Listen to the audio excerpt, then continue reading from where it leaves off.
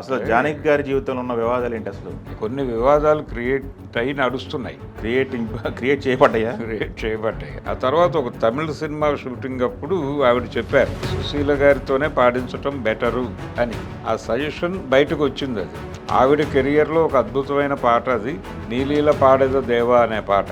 ఇది నాకంటే కూడా జానకైతే మేనేజ్ చేయగలదు. మా ఇద్దరి మధ్య గొడవలు పెట్టాలని చాలా మంది చూశారు, మీ కళ్ళు చల్లబడ్డాయి అన్నట్టు మాట్లాడింది ఆవిడ.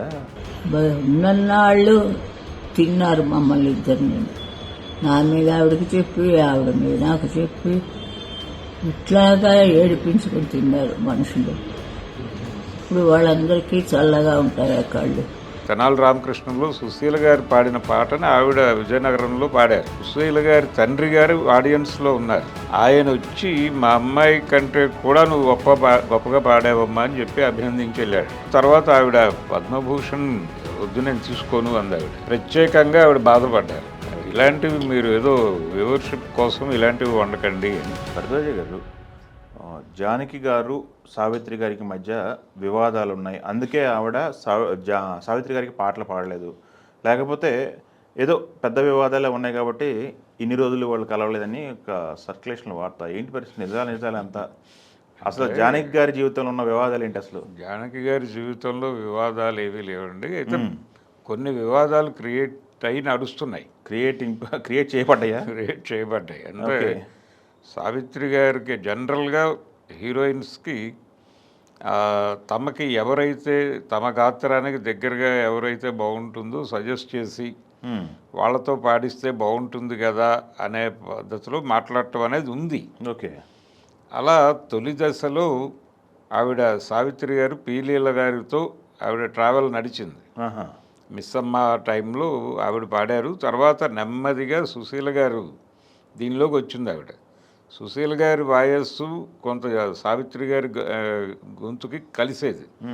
ఆ మ్యాచ్ ఉండటం వల్ల అంతకుమించి ఏమి కాదు. ఇప్పుడు కృష్ణ గారు తన వాయస్కి ఎస్పి బాలసుబ్రహ్మణ్యం గారి వాయస్ అయితే మ్యాచ్ అవుతుందని ఆయనతో ట్రావెల్ అయ్యాడు. అంతే, యాజ్ సింపుల్ యాజ్ దట్. అంతే.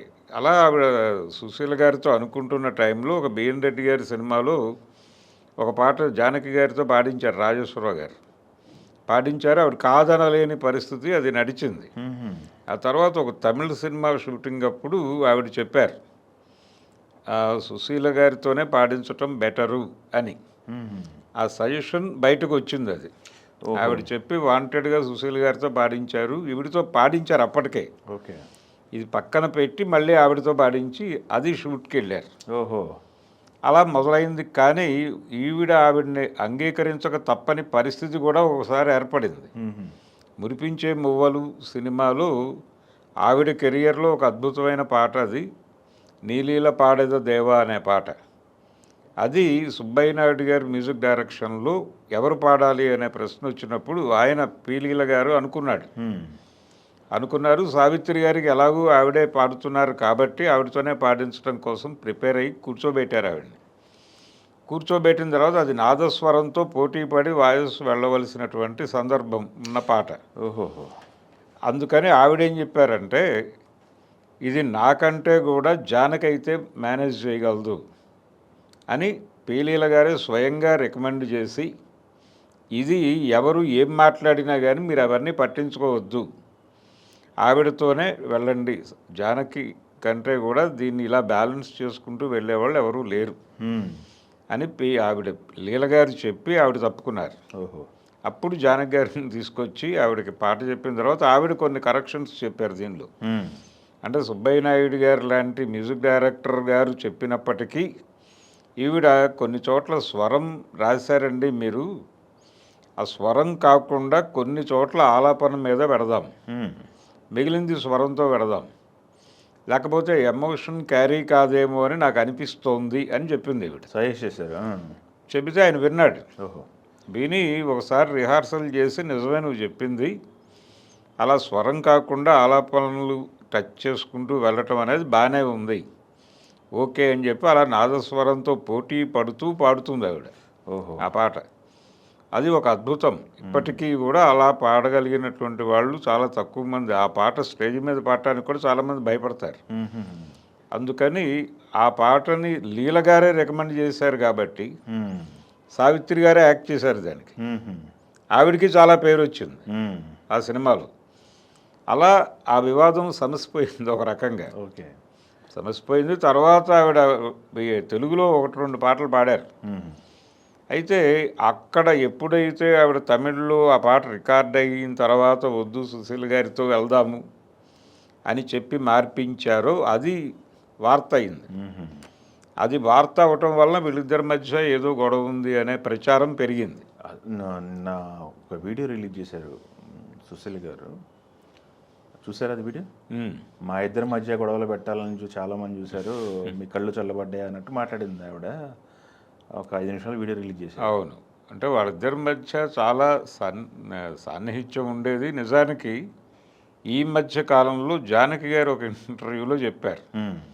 అంటే మేమిద్దరం కలిసి ప్రయాణం ఉంది అని చెబుతూ ఆవిడ విజయనగరంలో జరిగినటువంటి ఒక సందర్భం, తను ఇంకా స్టేజ్ పెర్ఫార్మర్గా ఉన్న రోజుల్లో ఓహో. ఆవిడ చందన చేర్చిత అని తెనాలి రామకృష్ణలో సుశీల గారు పాడిన పాటని ఆవిడ విజయనగరంలో పాడారు. మ్మ్. పాడితే సుశీల గారి తండ్రి గారు ఆడియన్స్లో ఉన్నారు. మ్మ్. ఆయన వచ్చి మా అమ్మాయి కంటే కూడా నువ్వు గొప్పగా పాడావమ్మా అని చెప్పి అభినందించి వెళ్ళాడట. ఓహో. అదే ఆవిడ ప్రస్తావించారు ఈ మధ్య ఒక ఇంటర్వ్యూలో మాట్లాడుతూ చెప్పి, మా ఇద్దరి మధ్య మంచి రిలేషన్ ఉంది, ఇప్పటికీ నేను టీవీల్లో ఎప్పుడైనా ఆవిడ పాట వింటే ఇమ్మీడియట్గా ఆవిడకి ఫోన్ చేసి మ్మ్. ఏం పాడారమ్మా ఆ రోజుల్లో అని చెప్పి అడుగుతాను, ఆవిడ కూడా నాకు ఫోన్ చేస్తారు అని చెప్పారు ఆవిడ. మ్మ్. సో వాళ్ళిద్దరూ గుడ్ రిలేషన్స్లోనే ఉన్నారు. అదే. కాకపోతే ఏదో ఒక వివాదంలోకి లాగటం ద్వారా దానికి ఒక స్పెక్యులేషన్ క్రియేట్ చేస్తే వ్యూవర్షిప్ వస్తుంది మ్మ్. అనే వాతావరణంలో మీడియా డ్రైవ్ అవుతున్నప్పుడు ఇలాంటివన్నీ లాగుతున్నారు. మ్మ్. అలా ఇది కూడా దీంతో లింక్ అయినటువంటి సందర్భమే. ఆ. అంటే ఇక్కడ కమర్షియల్గా బిగ్ ప్రాజెక్టులు వచ్చినప్పుడు, ఇప్పుడు 16 ఏళ్ల వయసు అనే సినిమాలు శ్రీదేవి గారికి జానకితోనే పాడించారు. మ్మ్. అలాగే కార్తీక దీపం సినిమాలో కూడా శ్రీదేవి గారికి జానకి గారితోనే పాడించారు. కానీ వేటగాడు ఇలాంటి ప్రాజెక్ట్స్ వచ్చినప్పుడు మ్మ్. సుశీల గారు వచ్చేసారు అక్కడికి. ఓహో. జానకి గారిని పక్కకి జరిపేసి, ఏమిటిది, ఎవరు ఇన్ఫ్లుయెన్స్ చేస్తున్నారు, ఎవరో ఇన్ఫ్లుయెన్స్ చేస్తే ఇది జరిగింది అన్న పద్ధతిలో ఒక ప్రచారం. మ్మ్. అయితే అదే చక్రవర్తి గారు, అదే ఎన్టీ రామారావు గారి ప్రాజెక్టుల్లో అదే శ్రీదేవికి జానకితో పాడించిన పాటలు కూడా ఉన్నాయి. ఓహో. గజ దొంగ ఇలాంటి సినిమాల్లో. మరి అప్పుడెందుకు పాడించాల్సి వచ్చింది, అప్పుడెందుకు సుశీల్ గారు రాలేదు మ్మ్. అంటే ఆ పాటకి ఆవిడ అయితే కన్వీనియంట్ అని మ్యూజిక్ డైరెక్టర్ అనుకోవడం వలన జరిగింది తప్ప నేను పాడాలి అని ఆవిడ అనుకోలేదు మ్మ్. సుశీల గారు. రెండోది, చక్రవర్తి గారు, బాలసుబ్రహ్మణ్యం వాళ్ళతో పాడటం కొంచెం ఇబ్బందిగా ఫీల్ అయ్యేది ఆవిడ. మ్మ్. అంటే వీళ్ళు పాటలో చాలా ఇతర విన్యాసాలన్నీ పెట్టేవాళ్ళు. సుశీల్ గారా? లేదు, చక్రవర్తి గారు. చక్రవర్తి గారు. ఆవిడ రికార్డింగ్కి వచ్చి బాలసుబ్రహ్మణ్యం గారిని అడిగేవారట, బాబు మీరు పాట కాకుండా ఇంకేవో చేస్తారు కదా విన్యాసాలు, అవేమిటో ముందే చెప్తే నేను దాన్ని బట్టి ఎలా మేనేజ్ చేయాలో చూసుకుంటాను అని. ఓకే. అది బాలసుబ్రహ్మణ్యం గారే చెప్పాడు. కాబట్టి ఆవిడ ఆవిడ ఆవిడ పద్ధతిలో ఇచ్చిన పాటను ఒక అకార్డింగ్ టు టెక్స్ట్ వెళ్ళేటువంటి సింగర్ ఆవిడ. మోర్ ఎమోషను, మోర్ ఇది ఎక్స్ప్రెషన్ ఓరియంటెడ్ సాంగ్ అనగానే జానకి గారి దగ్గరికి వెళ్ళేవాళ్ళు. అది ఆవిడ రికమెండ్ చేసిన సందర్భాలు కూడా ఉన్నాయి. సుశీల్ గారు రికమెండ్ చేసింది. సుశీల్ గారు రికమెండ్ చేశారు, పీలీల గారు రికమెండ్ చేశారు. అదే. దానికి సుబ్బయ్య నాయుడు గారి పాటే ఉదాహరణ. అదే. ఇలా బయట ఇప్పుడు ఒక రకంగా ఆవిడ చనిపోయారు, ఆ బాధలో ఉంది ప్రపంచం. ఆ సందర్భంగా ఈ వార్తలకి ఒక చలామణి విలువ ఉంటుంది అనుకుని చేస్తున్న గందరగోళం. ఓకే.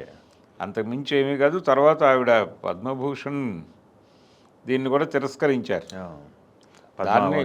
దాన్ని కూడా ఎజెండాలోకి పట్టుకొచ్చి మాట్లాడుతున్నారు. కానీ ఆవిడ భారతరత్న ఇస్తే గౌరవప్రదంగా ఉండేదని ఫీల్ అయ్యి ఉండొచ్చు. అంటే ఆవిడకు ఒక అంచనా ఉంది, తను అది ఆత్మగౌరవమో లేకపోతే ఆత్మాభిమానమో కావచ్చు. అదే ఆత్మాభిమానం అనే అనుకుందాం.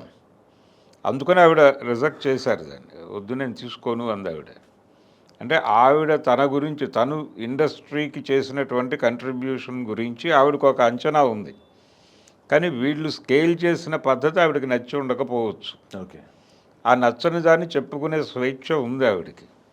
ఆవిడ గౌరవప్రదంగానే చెప్పుకున్నారు. అదే.